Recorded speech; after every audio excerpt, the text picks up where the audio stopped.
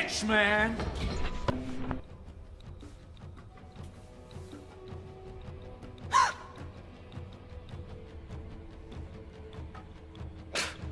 What's up, guys? On this episode of On the Set for October Horrorfest, I'm taking a look at the Skeleton Key.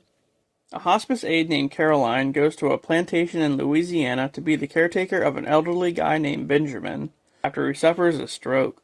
She meets Benjamin's wife, Violet, who gives her a skeleton key that works on any door in the house. But after meeting her, almost immediately, something seems off.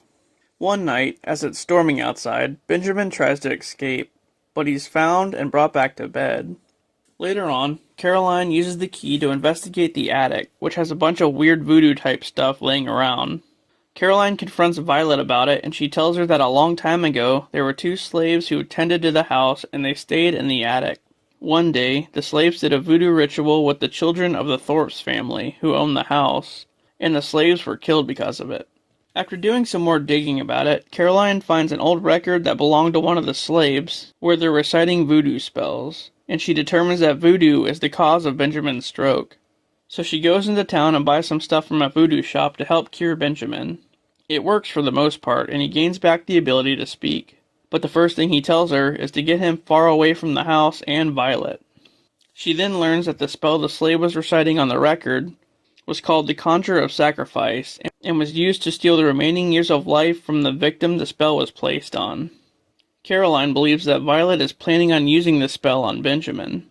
So when she confronts Violet again, Caroline places lines of brick dust along the doorways in the house, and Violet cannot pass through. This is a huge red flag and means that something isn't right with her. Then Caroline tries to leave the property to go get help from Luke, the house's estate lawyer. But as it turns out, he's in cahoots with Violet and brings Caroline right back to the house. She uses more of the brick dust to trap herself in the attic, but Violet and Luke get to her anyway. As Luke plays the Conjure of Sacrifice, Caroline finds out that Violet and Benjamin are actually the children from the beginning of the movie. The slaves did the spell on them and took their bodies, right before they died. The slave that was inside Benjamin switched bodies with Luke and then gave Benjamin a potion to induce a stroke-like state. So basically they're doing this generationally to stay in younger bodies. The whole plan was to bring a young girl to the house so that the other slave could jump from Violet into her. Just then, Violet throws a mirror at Caroline and the ritual is finally complete. They switch bodies. As the paramedics come to take Violet and Benjamin away, Caroline's friend Jill comes to check on her.